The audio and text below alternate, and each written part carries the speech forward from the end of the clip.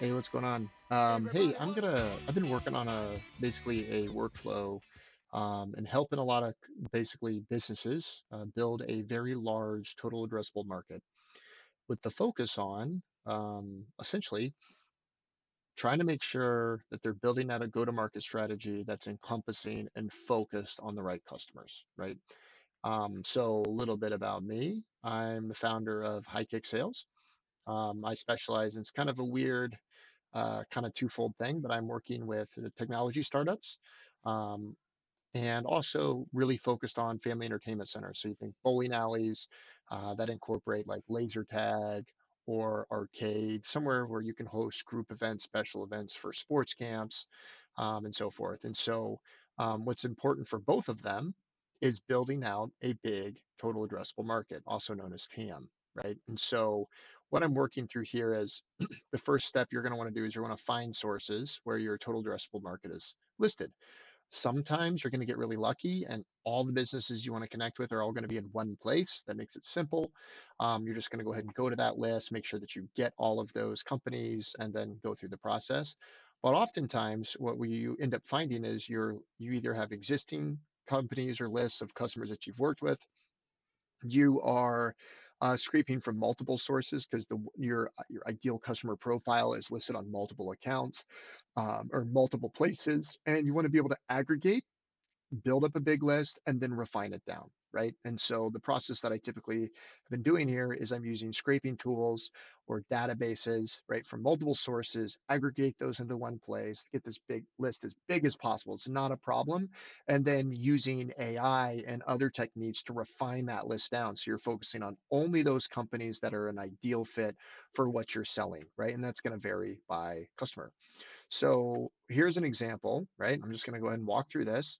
So this customer of mine is they're looking for companies that are typically found on Google Maps. They're typically found on LinkedIn, and oftentimes they'll pick them up at conferences or associations, right? And so what you're doing is you're grabbing all of these different places, right? And I'm showing you here, I use a software called Clay in order to go ahead and do this scraping, but there's lots of different softwares that can enable you to find and aggregate this. I'm scraping LinkedIn. I'm grabbing either association member websites and scraping them or using, Google Maps. And then this is showing you the total volume of leads. You're going 50,000, 35,000, 6,000. Put it all together into one place.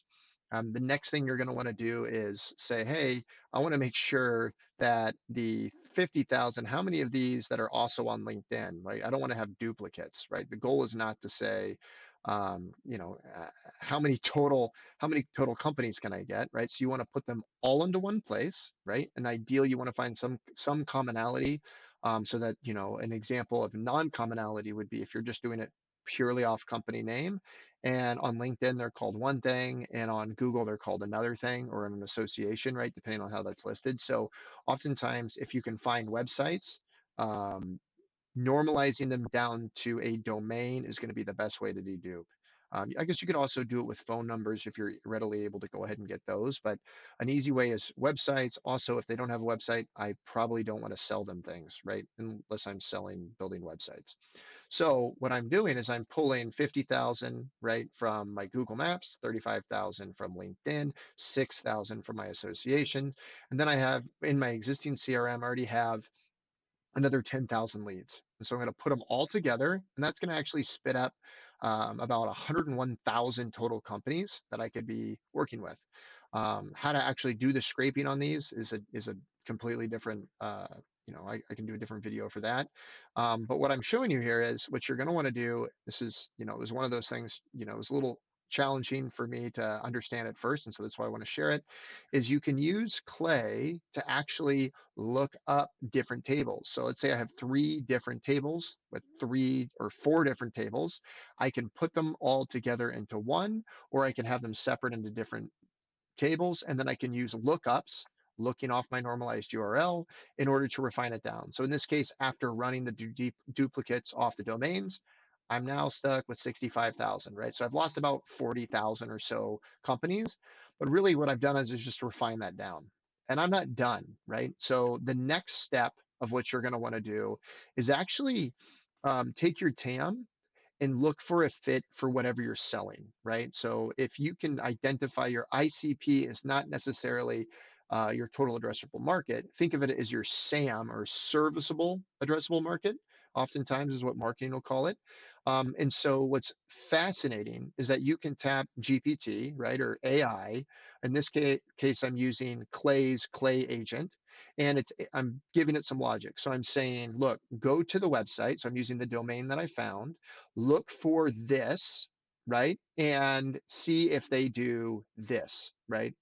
The next thing I'm doing is it's giving me, so I'm showing you here, was I able to find a duplicate record, right? Was this record already in my master list? Yes or no?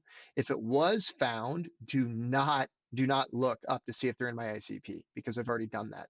If it wasn't found, automatically go through the website and identify, yes, no, is this fit my ideal customer profile?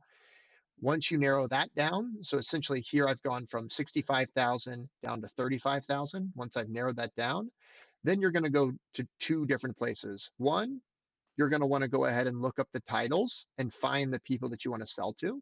This work is called like doing buyer persona work. This is the titles. This is the jobs they do. Oftentimes, you're going to need to normalize the titles, because some people use different versions of titles, and so you're going to want to grab a bunch, and then you're going to want to go ahead and use some logic in order to define what their actual role is. This is important, especially if like the CEO gets value out of your solution differently than maybe one of the end users gets it, right? You're going to want to message those folks differently. Um, the next thing you're going to want to do is, let's say, tier your bucket, right? Or put them in buckets, or tier them. And you can do that by segments, right? So this helps with prioritization. If you have an outbound sales team that's making phone calls, that's sending emails, it's maybe connecting on LinkedIn, not all leads are created equal, right? It's just the reality of it. And so what you want to do is you want to focus on the 80-20, right? You want to focus on the most high impact customers, spend your time there. Also, you might want to message them differently. So it's really important to kind of figure out why you're tiering them. Is it specifically, I want to tier them because the bigger customers need to go down, one go-to-market strategy. My medium customers need to go down a different one, and my third tier either doesn't get work, or it's only worked in a really laissez-faire kind of way. Um, so you can also bucket this off of and identify what kind of software, right? Depends on what you're selling. But what are identifiers, right, that helps you personalize your outreach? I'm going down here. So let's say I split my 35,000 into three different buckets, 8,000, 10, and 17. The next step you're going to want to do, right, is you're going to leverage your business intellectual property, right? Positioning based off what stage or what bucket you're putting here. So if it's off a certain software, what does your software solution bring to that software? So you can bring that personalization into your messaging. If it's on size of company, maybe you're referring to businesses that you work with that are in the same size bucket or revenue bucket, right? And so you're going to want to go ahead and use reference customers of different sizes or different geographies, depending on what you're focusing on. Um, Last but not least, you're going to want to go through personalization, and you want to personalize this based off the persona, right? So what's their job? What are they doing? And then also on the person, right? So you can grab little insights like how long they've been in the role, what they put in their job description, how many times they switched jobs in the last 6 years, uh, like what do they describe about themselves on our About Me? And there's like all these different places where you can gather this information in order to really personalize your messaging. So as I'm grabbing all that data from LinkedIn and their websites in order to pull this in. And now what I've done is I can put them into different engagement plans. So I can go engagement plan one. I'm going to put phone calls. I'm going to link in with them. I'm going to use email in a one-to-one basis, and I'm going to use all of this messaging in my messages. But this is like maybe a high priority bucket. I'm then going to, for maybe my engagement plan two and engagement plan three, on my 10 and 15,000 buckets, I'm actually just going to put them on a one-to-many email, hyper personalized. So as I can, what's the software or the company size or the persona and the title. And I'm going to actually leverage AI to tie all those different endpoints together and craft a message that hits on those. So what I'm not talking about is let's email everybody in bucket two the exact same message, but change their first name. What I'm actually saying is let's change not only their first name, but maybe their first sentence, right? I'm also changing something about I noticed on their company, or maybe leveraging it in their what's it called, their postscript. So you could say, "P.S.